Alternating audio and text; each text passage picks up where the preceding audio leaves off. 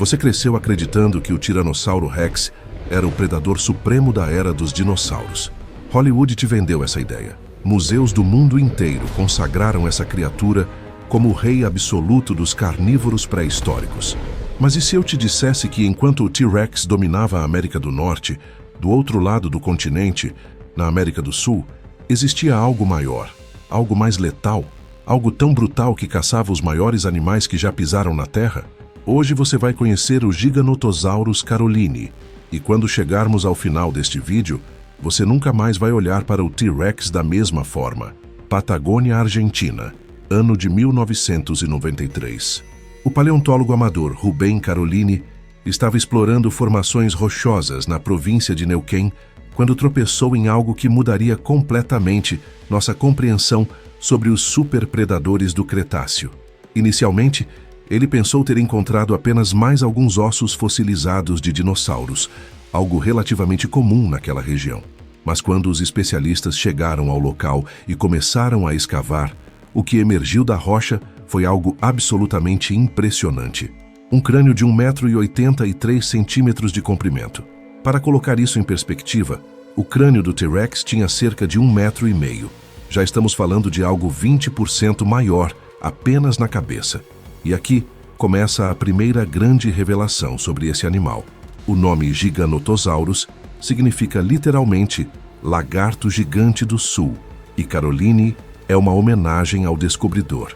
Mas diferente do que muita gente pensa, gigante não necessariamente significa mais pesado. E essa distinção é absolutamente crucial para entender como esse animal caçava, como ele se movia e por que ele era tão letal. O Giganotosaurus media algo entre 12 e 13 metros de comprimento, da cabeça à cauda.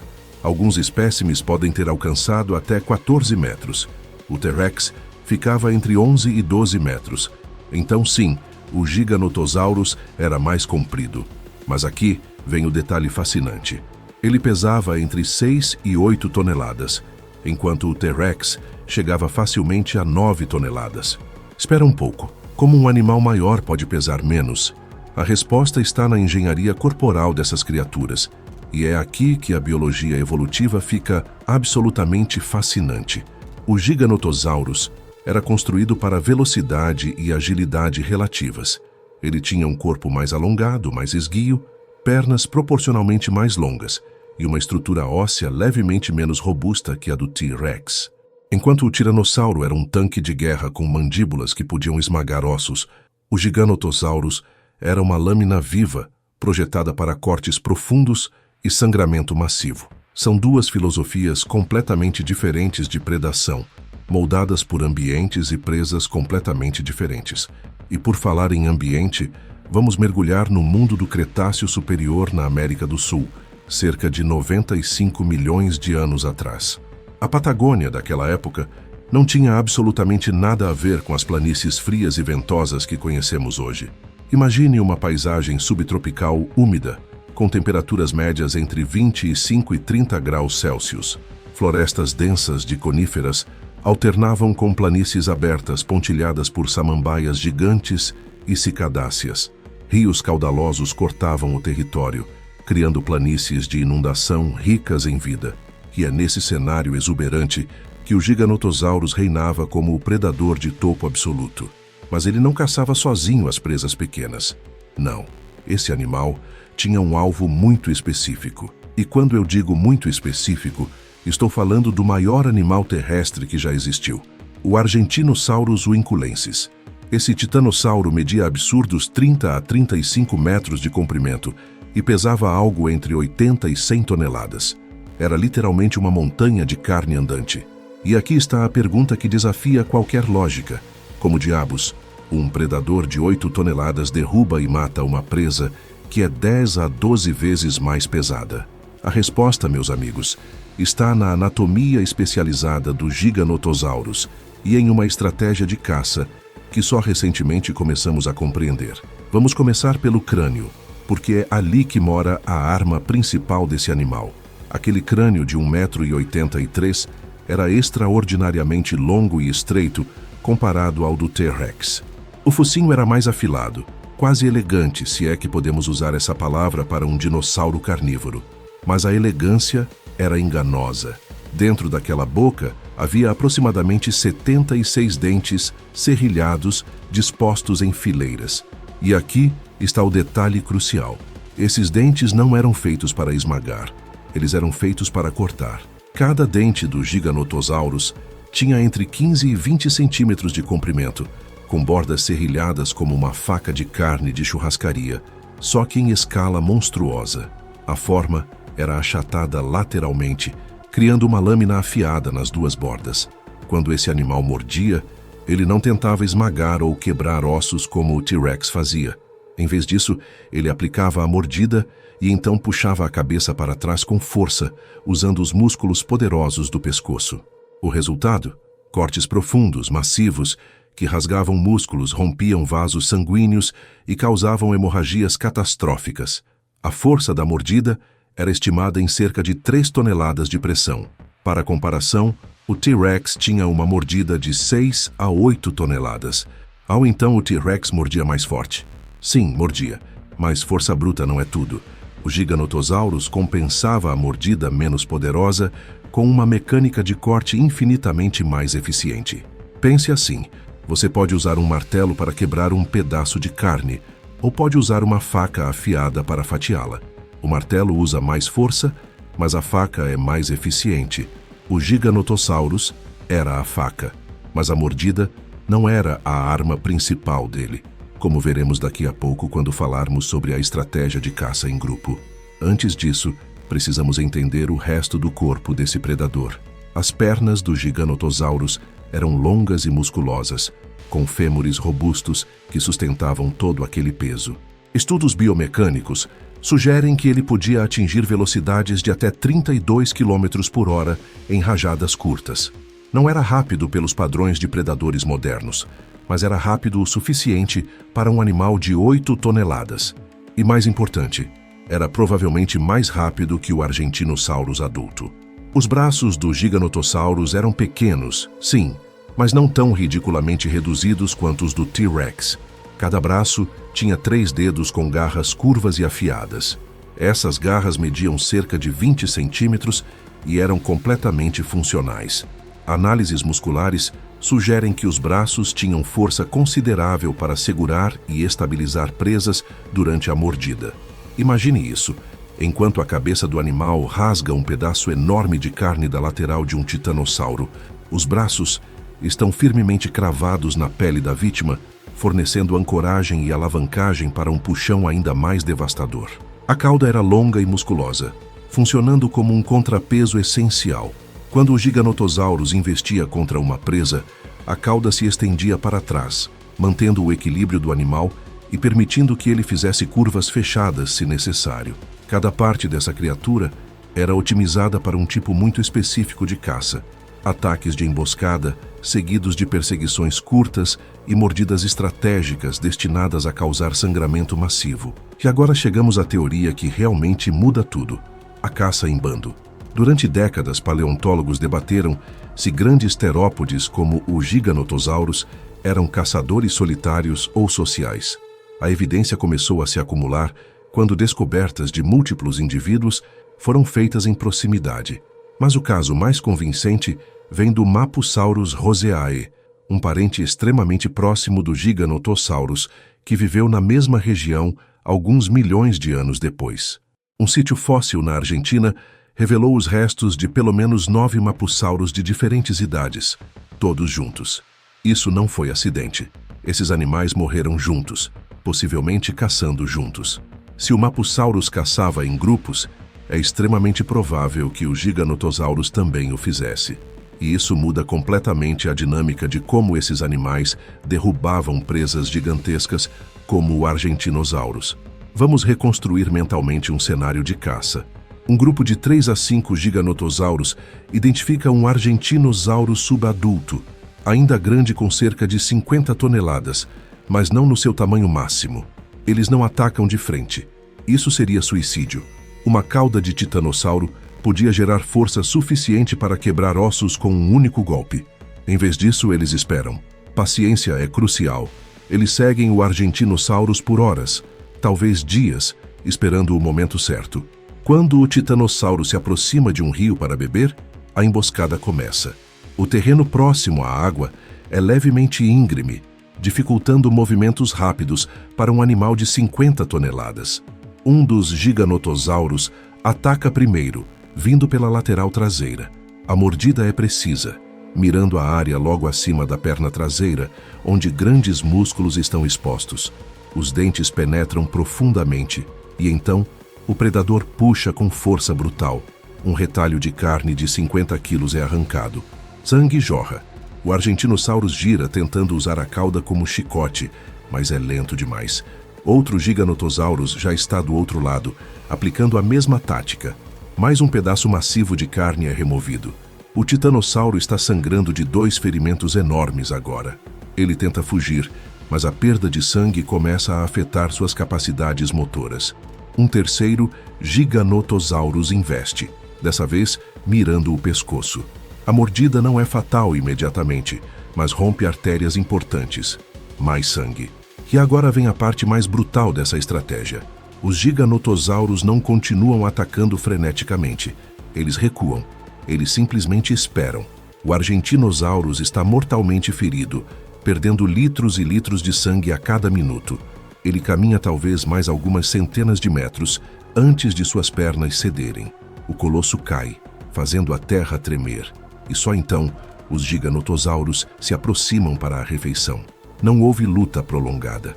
Não houve risco desnecessário. Foi cirúrgico. Foi eficiente.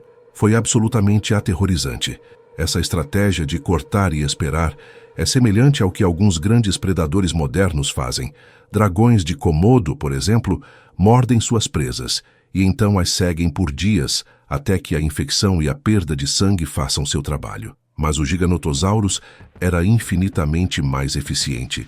Seus dentes causavam traumas imediatos muito mais severos, e a caça em grupo acelerava drasticamente o processo.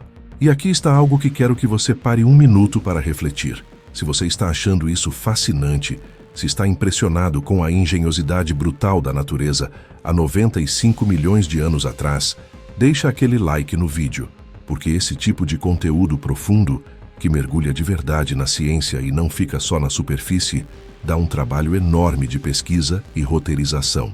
Aquele like ajuda demais o canal a crescer e me motiva a trazer mais vídeos assim sobre a fauna pré-histórica da América do Sul, que é absolutamente sensacional, mas quase ninguém fala sobre ela. Agora vamos para uma comparação que todo mundo quer ver. Giganotosaurus versus Tiranossauro Rex. Numa arena hipotética, 1 contra 1, quem venceria?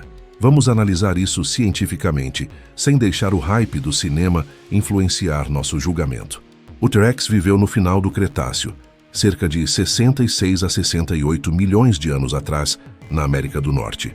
O Giganotosaurus viveu cerca de 95 milhões de anos atrás, na América do Sul. Eles nunca se encontraram. Viveram em continentes diferentes, em épocas diferentes, mas vamos brincar com essa ideia. Em termos de tamanho, já estabelecemos. Giganotosaurus mais comprido, T-Rex mais pesado. Mordida. T-Rex ganha disparado com aquelas 6 a 8 toneladas de pressão contra as 3 toneladas do Giganotosaurus. Mas tipo de mordida. O Giganotosaurus tinha dentes cortadores muito mais eficientes para causar sangramento. Velocidade. Provavelmente empate ou leve vantagem para o Giganotosaurus, devido ao corpo mais leve e pernas proporcionalmente mais longas. Inteligência. Estudos de endocastes cerebrais sugerem que o T-Rex tinha um cérebro ligeiramente maior em proporção ao corpo, com melhor desenvolvimento das áreas sensoriais, especialmente visão e olfato. Aqui está minha análise. Em um combate direto, frente a frente, o T-Rex provavelmente levaria vantagem. Aquela mordida esmagadora poderia causar dano catastrófico imediato, potencialmente quebrando a espinha dorsal ou o crânio do Giganotosaurus com uma única mordida bem aplicada. O corpo mais robusto do T-Rex também ofereceria melhor resistência aos ataques de corte. Mas se o Giganotosaurus conseguisse evitar o contato direto, circular o oponente e aplicar sua técnica de cortes estratégicos, causando sangramento em várias áreas, ele teria uma chance real. E aqui eu quero saber sua opinião. Numa batalha entre esses dois titãs, considerando tudo que falamos sobre anatomia, estratégia e adaptações, em quem você apostaria seu dinheiro? Vai lá nos comentários e deixa sua resposta. Mas não vale só falar T-Rex ou Giganotosaurus. Explica o porquê. Qual seria a estratégia vencedora? Eu leio todos os comentários e adoro ver essas discussões científicas rolando. Mas voltando ao Giganotosaurus especificamente, tem outro aspecto desse animal que precisamos explorar. A questão térmica. Um animal de 8 toneladas gera uma quantidade absurda de calor metabólico. Na Patagônia subtropical do Cretáceo, com temperaturas frequentemente acima de 25 graus, a termorregulação era um desafio sério. Como o Giganotosaurus lidava com isso? Análises da estrutura óssea revelam evidências de sistemas vasculares elaborados, especialmente no crânio. Aquele focinho alongado não era apenas para comportar mais dentes. Ele funcionava como um radiador biológico. Passagens para vasos sanguíneos percorriam o interior dos ossos nasais e maxilares. Quando o animal respirava, o ar passando por essas estruturas ajudava a resfriar o sangue que fluía ali. Esse sangue mais frio, então, circulava de volta para o corpo, reduzindo a temperatura interna. É o mesmo princípio que elefantes modernos usam com suas orelhas gigantes. Além disso, a pele do Giganotosaurus provavelmente tinha algum nível de vascularização superficial que permitia a dissipação de calor em condições de atividade intensa. Isso nos leva a uma questão interessante sobre o comportamento de caça. Grandes felinos modernos como leões caçam principalmente durante as horas mais frescas do dia, justamente para evitar superaquecimento durante a perseguição. É provável que o Giganotosaurus seguisse um padrão similar. Caçadas aconteceriam no amanhecer ou ao entardecer, quando as temperaturas eram mais amenas. Durante o meio-dia escaldante, esses predadores provavelmente descansavam em áreas sombreadas, conservando energia e evitando estresse térmico. Falando em comportamento, vamos abordar algo que fascina qualquer pessoa. Como era a vida social desses animais fora das caçadas? Se aceitarmos que o Giganotosaurus caçava em grupos, isso implica em uma estrutura social minimamente complexa. Eles precisavam coordenar ataques, o que requer comunicação. Mas como dinossauros terópodes se comunicavam?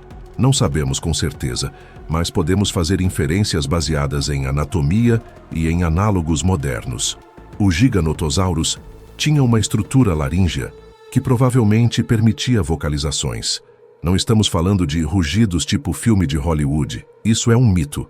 A laringe de dinossauros não era estruturalmente capaz de produzir rugidos como os de grandes mamíferos. Mas vocalizações de baixa frequência? Absolutamente possível. Pense em sons graves, profundos, semelhantes ao que crocodilos modernos fazem.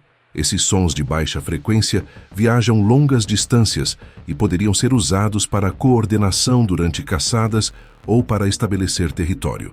Além disso, linguagem corporal certamente desempenhava um papel. A postura da cauda, a posição da cabeça, movimentos específicos poderiam comunicar intenções.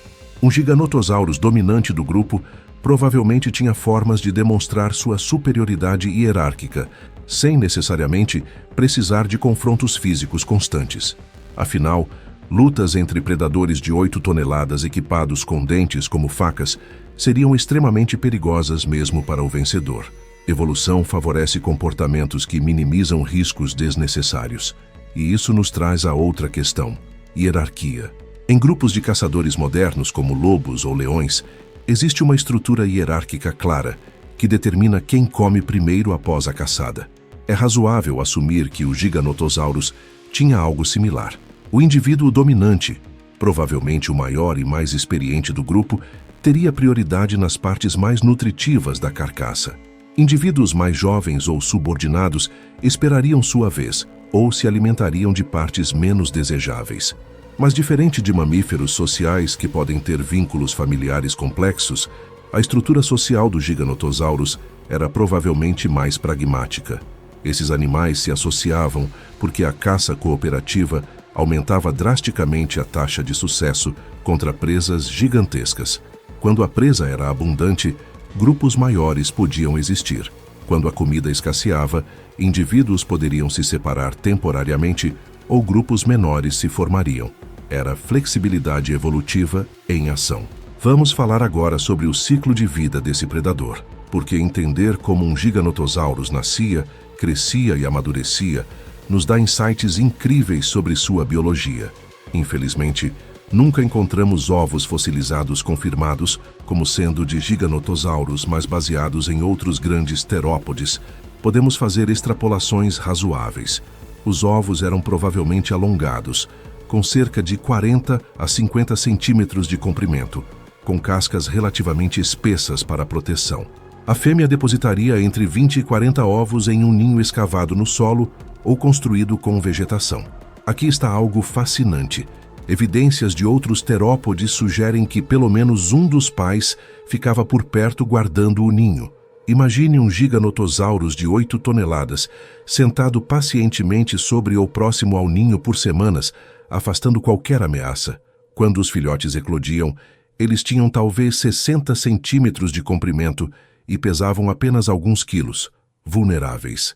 Minúsculos comparados aos adultos, mas eles cresciam rápido. Análises de linhas de crescimento em ossos fossilizados de terópodes relacionados mostram que esses animais tinham taxas de crescimento explosivas durante a adolescência. Um Giganotosaurus jovem poderia ganhar centenas de quilos por ano durante seus anos de crescimento acelerado. Aos 10 anos de idade, um indivíduo poderia já estar com 4 a 5 toneladas. Aos 15 anos, próximo do peso adulto máximo. Aos 20 anos, completamente maduro e no auge da capacidade de caça. Mas crescer era perigoso. Filhotes e juvenis eram alvos fáceis para outros predadores. A taxa de mortalidade infantil era provavelmente altíssima. Talvez 80 a 90% dos filhotes não chegavam à idade adulta. Aqueles que sobreviviam tinham que aprender habilidades de caça complexas. Jovens Giganotosaurus provavelmente seguiam adultos, observando técnicas, aprendendo a coordenar ataques, entendendo quais presas eram viáveis e quais eram perigosas demais. E quando finalmente se tornavam adultos, sua expectativa de vida era provavelmente entre 25 e 30 anos, não muito diferente de grandes predadores modernos, mas esses 25 a 30 anos eram intensos. Cada dia era uma luta pela sobrevivência, seja encontrando a próxima refeição, seja defendendo o território, seja competindo por parceiros durante a época de reprodução. Aliás, reprodução. Esse é um tópico que raramente abordamos porque evidências fósseis são escassas, mas vamos especular cientificamente. Durante a temporada de acasalamento, machos de Giganotosaurus provavelmente competiam por fêmeas. Essa competição poderia envolver demonstrações de força, vocalizações e, ocasionalmente, combates físicos limitados. Combates completos seriam raros porque o risco de ferimentos graves era alto demais, mas posturações agressivas e talvez algumas mordidas intimidadoras estabeleceriam hierarquia. O macho vencedor, então, teria acesso à fêmea. O ato reprodutivo em dinossauros é um dos maiores mistérios da paleontologia, porque tecidos moles não fossilizam.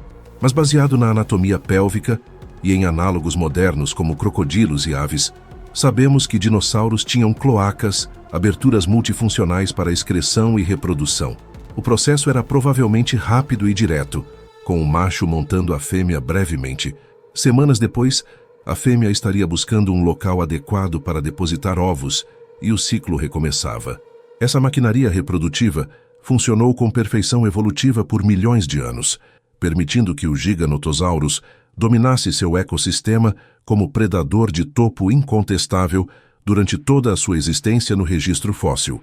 Mas toda espécie, por mais bem-sucedida que seja, eventualmente enfrenta seu fim. O Giganotosaurus desapareceu do registro fóssil há cerca de 93 milhões de anos. Não foi vítima do evento de extinção em massa que mataria os dinossauros não avianos 27 milhões de anos depois. Então, o que aconteceu? A resposta mais provável é mudança ambiental gradual, combinada com pressões competitivas.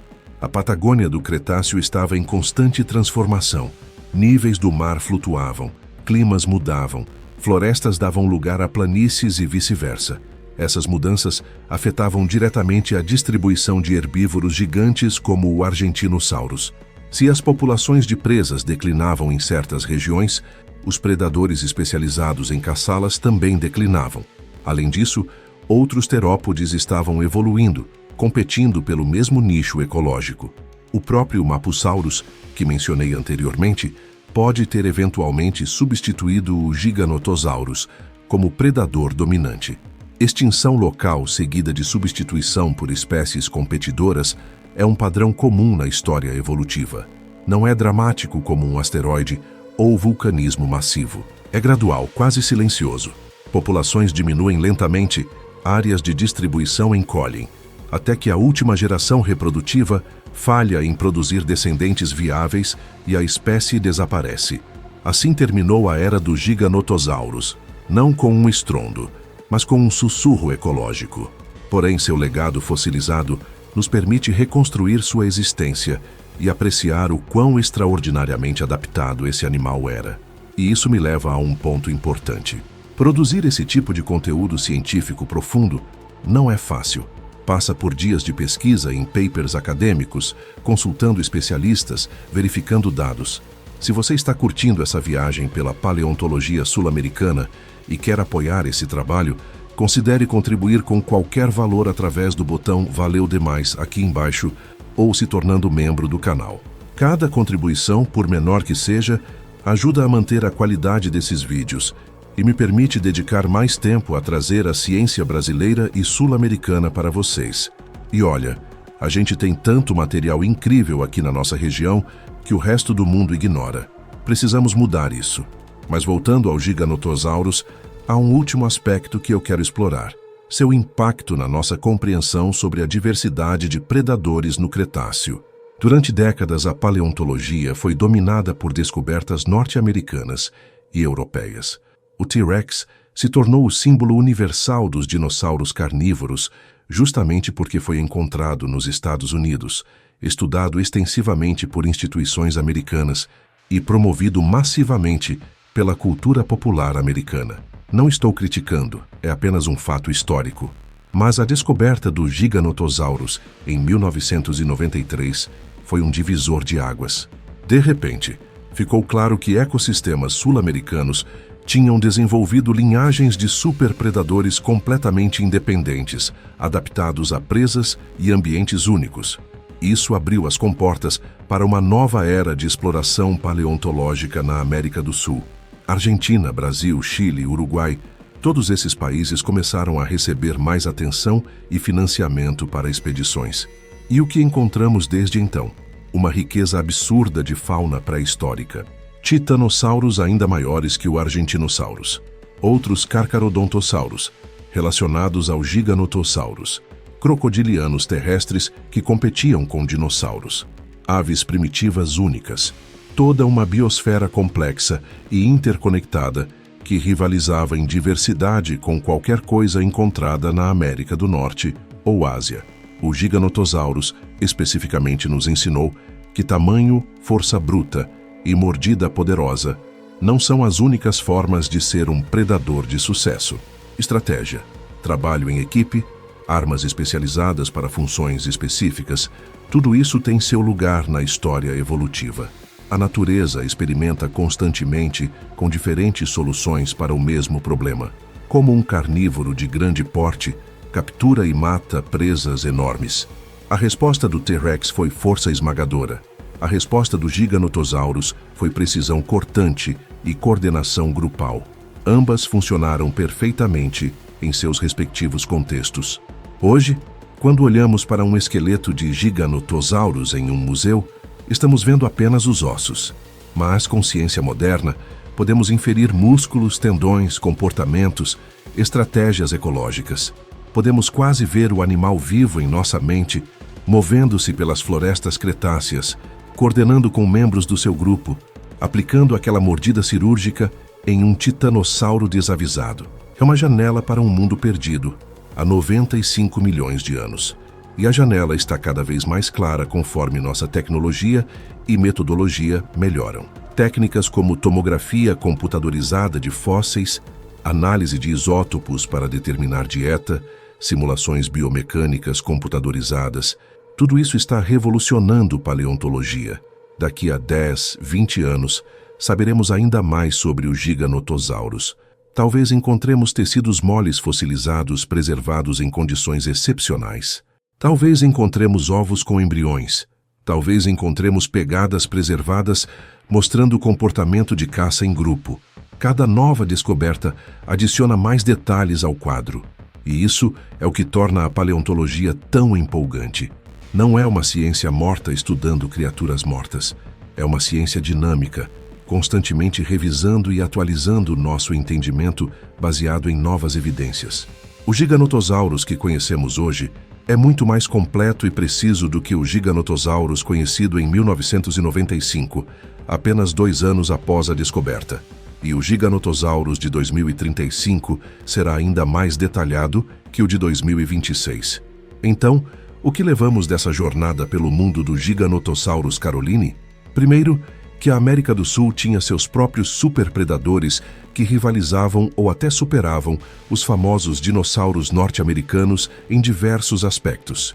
Segundo, que evolução não tem uma única solução para cada problema, ela experimenta criativamente com diferentes abordagens. Terceiro, que trabalho em equipe e estratégia podem ser tão importantes quanto tamanho bruto e força. E quarto, que ainda há muito, muito mais para descobrir sobre a vida pré-histórica no nosso próprio continente. Se você chegou até aqui, sério, muito obrigado pela atenção. Esse é o tipo de conteúdo que eu amo produzir. Mergulhar fundo em ciência, em paleontologia, em biologia evolutiva, sem simplificar demais, mas também sem ser inacessível. E se você quer mais disso, se você quer explorar outros gigantes sul-americanos como o Purosaurus, o crocodiliano de 12 metros que dominava a Amazônia há 8 milhões de anos, ou o Phorus rhacus, a ave do terror de 3 metros de altura, ou até mesmo megafauna mais recente como a preguiça gigante, por favor se inscreve no canal e ativa o sininho, porque tem muito conteúdo incrível vindo por aí, focado especificamente na nossa fauna, na nossa paleontologia, nas nossas descobertas científicas. O Giganotosaurus pode ter desaparecido há 93 milhões de anos, mas sua história continua viva, através da ciência e através de canais como este que se dedicam a trazer esse conhecimento para você. Obrigado por assistir, obrigado por apoiar e nos vemos no próximo vídeo.